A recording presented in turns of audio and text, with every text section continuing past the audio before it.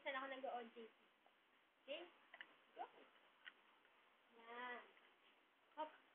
Ito ang aming computer. Diyan ako nagtatype. At diyan din ako nag-print. Ito, table ni Kuya JC. Puro SpongeBob. At ito ang kitchen. Yan. At ang bathroom. Silipin natin. Yan. Maganda ang bathroom. Napakalinis. Pati dito sa loob ng room, ang linis-linis. Yan. Ito ang kay Ate Sarah. Ito, kay Ate Luz. Yan. Ayan ang pintuan. Yan, visitor. At ito naman ang table, Sir Tato. Yan, ito ang kanyang office, ang kanyang table. Ganda. Hindi ganito dati ayos niya yung una ko dito, pero yan, napaganda naman nila. Maganda.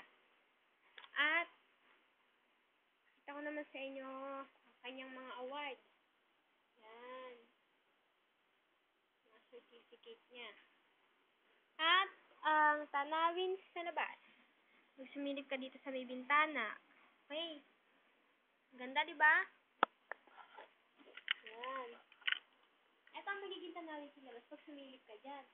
Nasa 5th floor kami, kaya hindi siya ganong kataas. Pero, maganda sana kung nandun lang kami sa 8th or 9th floor, diba?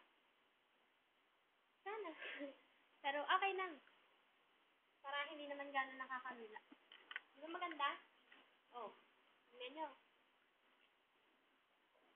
Close up natin. Yan. Ayan ang mga display. Ito ang church.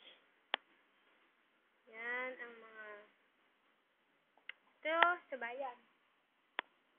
Ito ang parol na nakikita natin sa labas. Pag napunta tayo dito sa labas, nakikita natin itong parol na to. Pastar yan. Marami. Kaya maganda. Okay. Babay na. Napakataon na sa inyo lahat. Ano ba yan?